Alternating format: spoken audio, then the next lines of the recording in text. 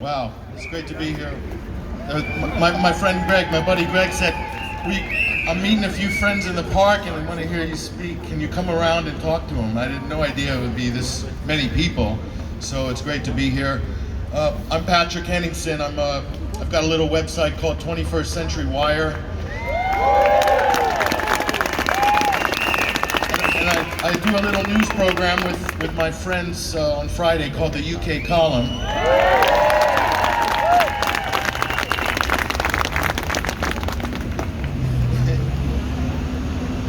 It's been 2 years.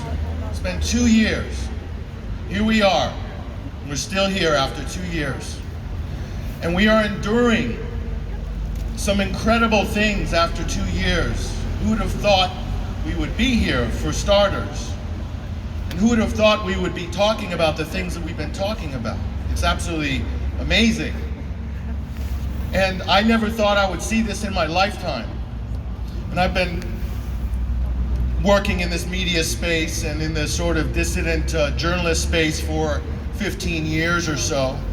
I never thought I'd see this in my lifetime. Maybe if I'm lucky enough to hang around till 2050, I might see some glimpse of this dystopian future and this technocratic vortex. And yet here it is. Here it is. We have vaccine passports. We have legalized discrimination. We have medical apartheid as policy. It's unbelievable. And yet, we're coping with it. We're coping with it. And think about what we've seen over the last 2 years. We've seen whole sections of the economy crushed. We have seen schools closed. We've seen children locked out of their education. We've seen churches, places of worship, shut. Unbelievable, right? Unbelievable.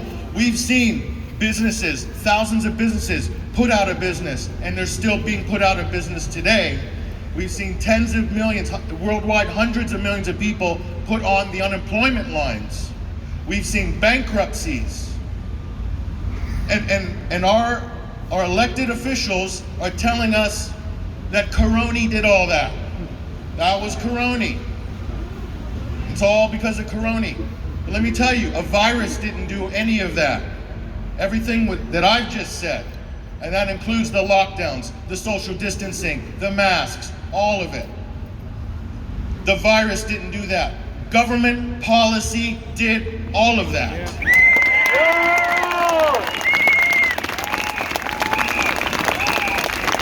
But they want to gaslight you and make you scapegoat this microscopic particle that's got a whole animated persona now. There's all these cartoons of coronavirus. Corona did that. Government policy did that. All of it. And I have proof. We did a little experiment. We did an experiment with 10.5 million people. We had a control group. It's called Sweden. The Swedish didn't lock down. They didn't have hysterical masking policies. They didn't have any of that. And all the experts and the Neil Fergusons of the world predicted an apocalypse, Armageddon in Sweden. There's going to be millions of deaths. It never happened. That's proof enough.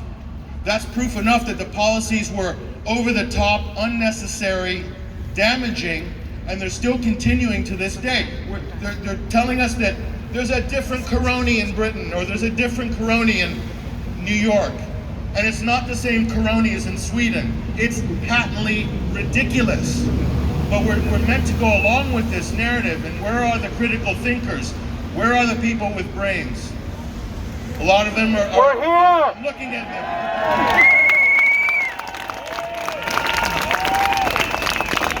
And we were told, we got to follow the science. Matt Hancock, we're guided by the science. We're guided by the science. The science is falling to pieces as we speak. Now they're backtracking. They're backtracking on the PCR test. And now the experts, the CDC in America, has basically said it's no longer valid, the PCR test. It was never a diagnostic test, ever. From the beginning, okay? but they used it, and the entire pandemic is based on this non-diagnostic, non-medical PCR test, okay? And the COVID deaths, they're backtracking on that now. They say, well, actually, all those COVID deaths, they're not actually COVID deaths. They had other comorbidities. So we can actually shave that number by 30, maybe 50%. Actually, when you audit the statistics, the government's own statistics, then you can shave maybe more, maybe 60, maybe 70. Who knows? How come we were saying this a year and a half ago? And most of you, a lot of you knew that a year and a half ago, but the media was stum on it. The government was playing completely ignorant.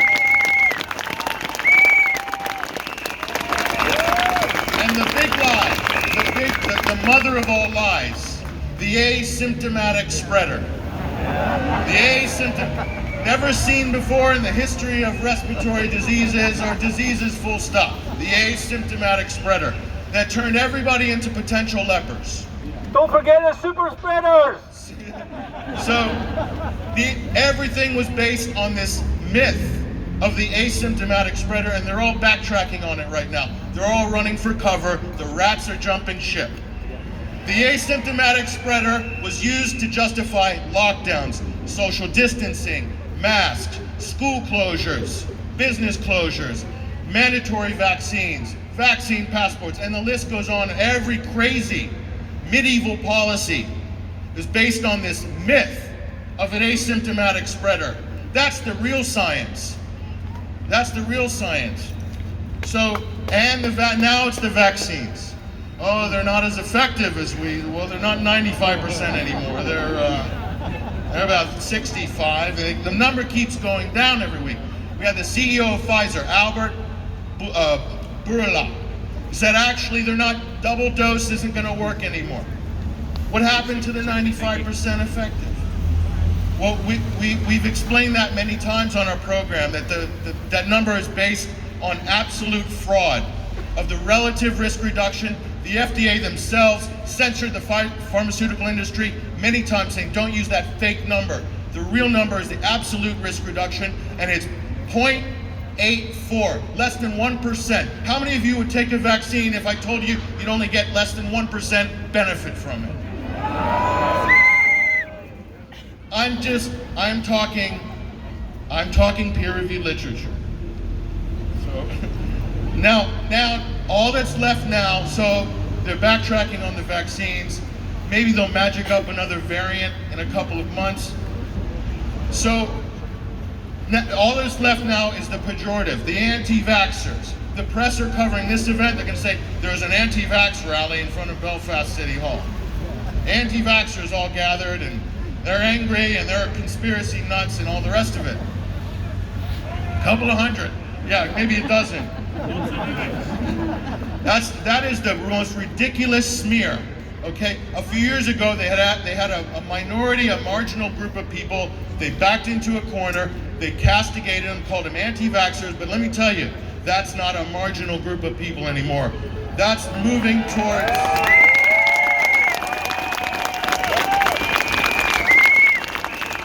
Creeping towards 50% of the population, and amongst the so-called anti-vaxxers are people who did their bit and had their double jab, and they're not going to be lined up for endless boosters like they're on the Microsoft software update program. So if someone calls me an anti-vaxxer, this is what I throw back at them. I'm not an anti-vaxxer. I'm pro-regulation of the most corrupt industry that we know in modern history, which is the pharmaceutical industry. There's lawsuits. I am pro-choice. I am pro-informed consent for me and my family. I am anti-experimentation on the population, and that is not hyperbole. These pharmaceutical products were never properly tested, still, and they never actually will be, because they duffed up the control group by giving them all jabs already. Pfizer admitted that, okay? So they're flooding the market and creating a giant clinical trial amongst the population. I'm sorry, but that's just a fact. They're rolling the dice with people's lives that we have no idea where that's going to end up in 2, 5, 10, 20 years. There are people in here who have had adverse reactions amongst this crowd from vaccines, myself included. So I'm not saying this to be an anti-vaxxer for the hell of it. And a lot of you are probably in the same boat, and you have family who are in the same boat. So the last thing they're going for is the children. They're going for the children. This is the first time in history that the children have been asked to be put on the front line to protect the elderly. It's never happened in history. Normally it's the other way around. The elders make the sacrifice for the younger generation. How have they flipped this? Okay, they're using the children because if for an instance in America, if they can make an emergency use authorization for childhood vaccine schedules, that gives legal liability immunity for the entire pharmaceutical industry for those products for adults as well as kids. Okay, that's a legal loophole. This is why they're pushing so hard on the kids, and then they'll keep this state of emergency going by magicking up variants and so forth. They don't want to go through the full approval process because the minute they do, then those companies are liable for every injury, every death, every adverse reaction. So the system is in place, and this is the thing. They might be backing off, but there's a system in place. It's the same system that was erected after the war on terror. We still have to strip to get on an airplane, take our shoes off, go through body scanners, okay, even though the threat of, quote, Islamic terrorism is long gone, or is hardly there. But this system, they want to keep in place too, because there's a lot of people making a lot of money, laughing all the way to the bank for the next how many years, okay? It's a racket. The testing is a racket. The pharmaceutical industry is a racket. And it runs like a mafia. It's a cartel. It is by definition a cartel. You're dealing with an international drug cartel, but it's legal, and instead of wearing puffy jackets and tatted up, they're wearing suits, and they carry briefcases and MacBook Pros. So, and this is global. This is not local, this is global. You know you're all part of a global fight right now. This is a global coup d'etat. It's coordinated internationally, make no mistake about it. Okay, we might have our local politicians who are, but effectively they're stooges for a bigger international corporate agenda. Okay? But the good news is, this is not a right or a left issue. This issue has brought people together from all sides of the political spectrum, from all parts of society. And this is an up and a down issue. The new paradigm is not left or right, it is top and bottom. And the top is pushing down on the bottom. They want to instigate a neo-feudalist system. That is the new economic order, where you own nothing and be happy, and you will rent everything, and you'll just be a serf on someone's digital plantation. That's that system. That's the Great Reset.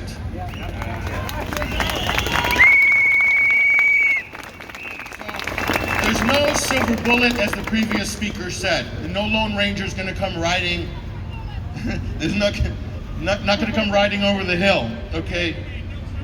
This is a generational issue. And you have to be prepared, like the civil rights activists of the past, like the suffragettes. You might not win this battle lock, stock in your lifetime, but you have to carry on this battle. And you have to hand the torch to your children, because freedom and liberty has always come that way in history. But we were lulled into a sleep after the Second World War thinking we've won our democracy, we've won our progress. We haven't won anything.